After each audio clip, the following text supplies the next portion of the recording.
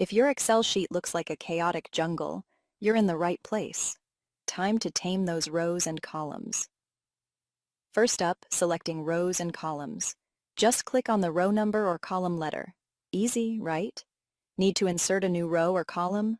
Right-click and select Insert. Voila! New space added. Deleting is just as simple. Click the row or column, right-click, and hit Delete.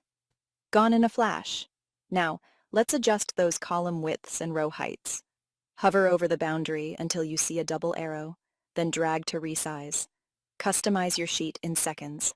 Want to hide some data? Select the row or column, right-click, and choose Hide. Out of sight, but not out of reach.